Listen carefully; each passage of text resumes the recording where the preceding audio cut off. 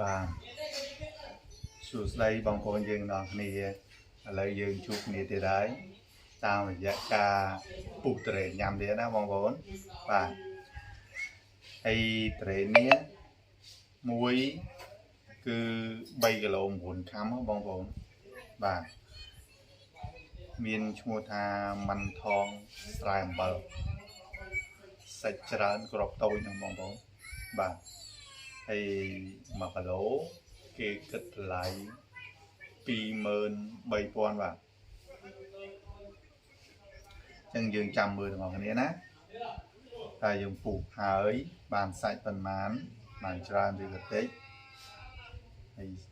សាច់វាម៉េចរួចជាវាម៉េចយើងចាំមើលទាំងអស់គ្នាណាបងប្អូន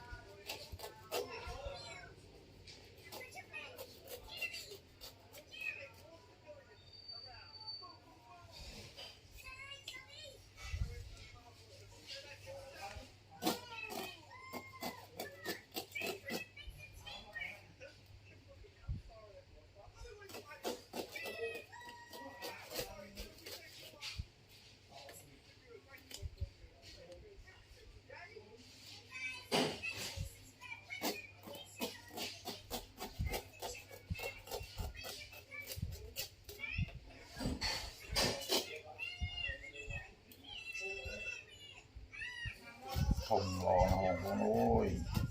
7-4គីឡូ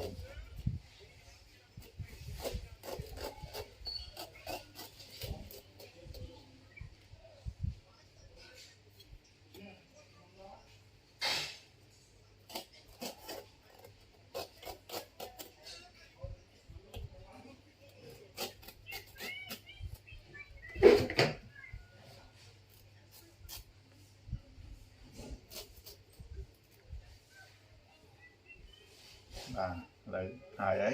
ចាំមើលយើងគោះមើលអស់នេះណាបងប្អូនណាអូយដល់កហ្មងសាច់ទេបងប្អូនណា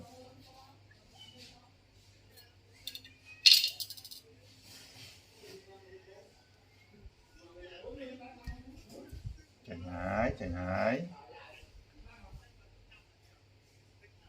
អូ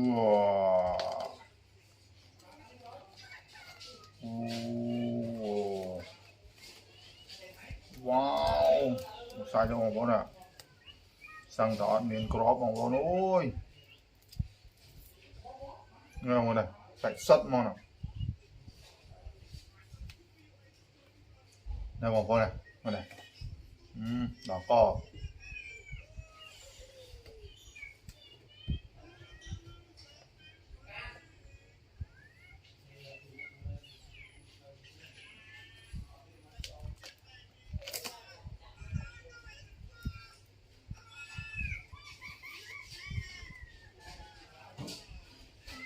បងណាស្ទះហ្មង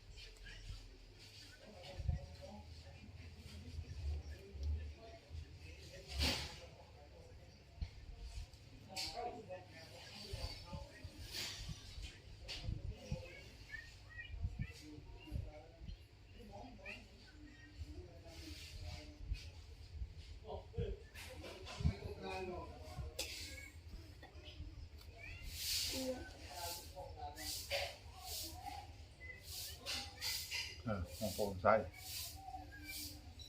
ក្រាស់មុខ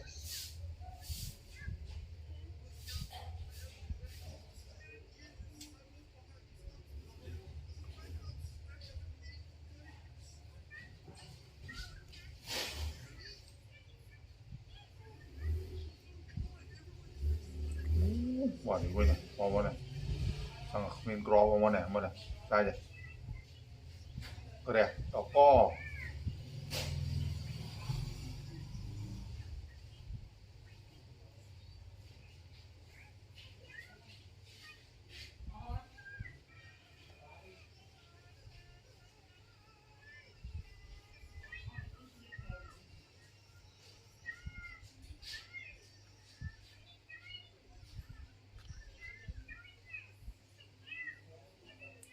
wow măng thong xài bờ một xài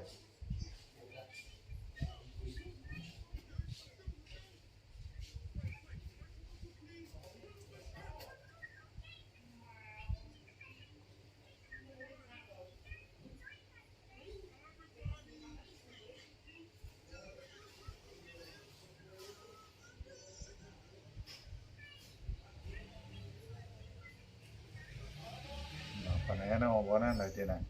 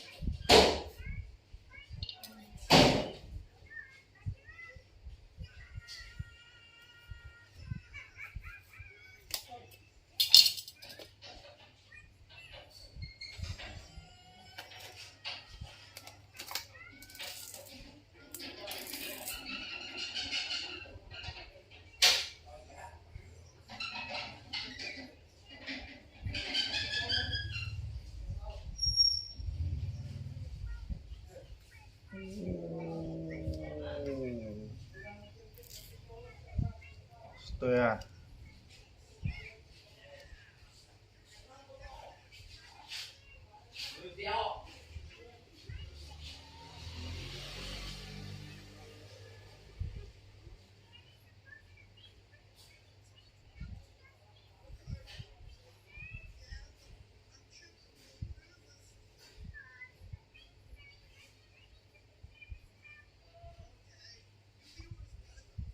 bà hỏi còn vốn hỏi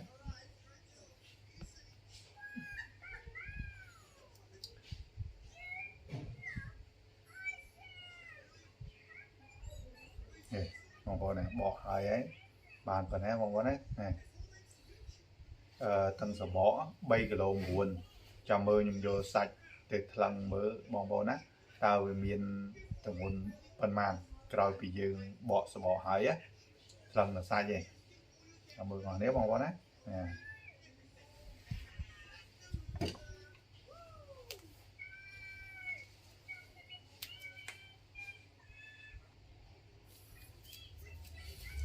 chị mà đò lại bằng vốn chị mà đò lại chị đò lại nè đi đặt lần mưa ngọt này bỏ đá rồi nè chị nha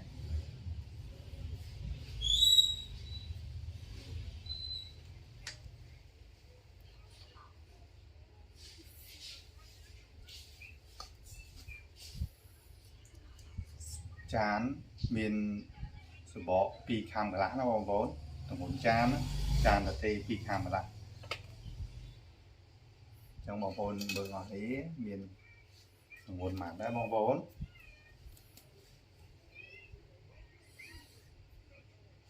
wow bàn mà cả lỗ của lá bằng vốn bàn mà cả lỗ buôn khăm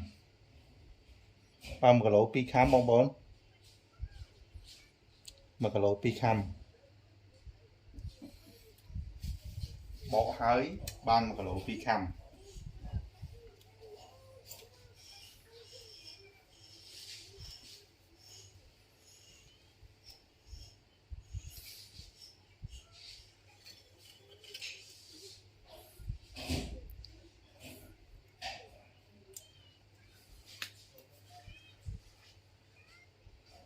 bài nhung có xôm ở cồn bong bồn dương ở ní để bàn tè sân hào video bọc nhung tăng vì tham là chóp nó bong bồn dương đừng